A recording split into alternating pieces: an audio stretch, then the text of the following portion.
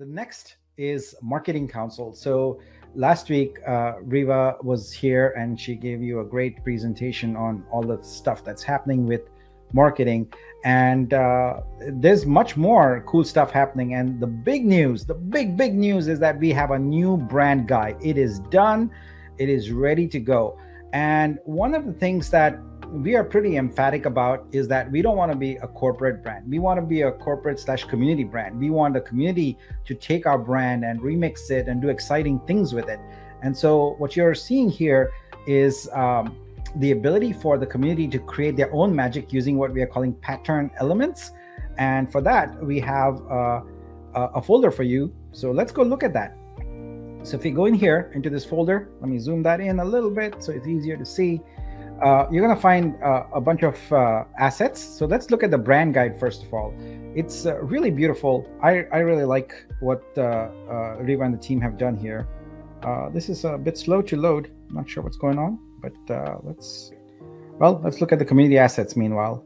So you can see that there's assets here that you can use in your own, to create whatever you want, like posters, things like that. So these are all ready to go. There's backgrounds, etc. Let's go in thumbnail mode. So you can see there's a bunch of those. There's also patterns and things like that you can use.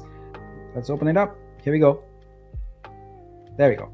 All right. I wasn't sure why it wasn't loading initially, but you can see the brand guide is complete. It has all the information about what you can and cannot do with our logo, how to use it, and also things like fonts, typography, what the primary color systems are. But the part that I like is this here, is some treatments about how we want to be really creator friendly, and our designs are built around that. So we've taken the logo and morphed it into various brand elements. And like I said earlier, you are free to use these from this folder here. There's a lot of community elements to create your own works of art. We want you to be creative. We want you to experiment with it and do some exciting things. So I think this is pretty cool. And we want it to be alive. We want it to be vibrant, and we want it to be community centric. So please feel free to experiment with these and do your own thing. So yeah, there's a ton of information there for you.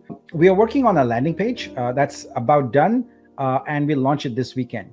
So if you're wondering, like, why not a full-blown website? Well, full-blown website is going to have a ton of content, and we are not yet ready to consume.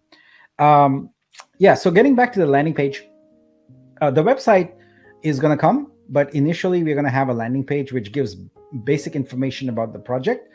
We are working on a much more comprehensive website, but that's going to take a little bit of time, and we didn't want there to be just a coming soon placeholder for longer. We had it for a bit. We want to get it done now, so the landing page is coming now. New members to team. We've added a 2D and 3D designer and a social media manager to the team. We are going to amp up our social media. Now, I've seen a few comments around Discord, etc., about, hey, why aren't we sort of doing much more on social media? Well, one of the things we want to do is make sure that if we are targeting creators and if we are targeting people who are interested in sort of art-centric blockchain, etc., we want them to be able to come here and do something. And right now, we don't have all those elements in place. So we want to make sure that there is a good call to action, and that call to action is ready and usable. So that's why we are kind of slow rolling our social media. And by the way, my request to you is would love everyone to look at our Twitter in particular, and like, follow, do all those things to help promote. We are working on finalizing our Instagram strategy, and that's primarily because all the creator community that is not already on Web3 is not on Twitter. They are on Instagram, and so we have to go find them there. And finally, we have settled on using Notion, which is a fairly common thing for most Web3 projects.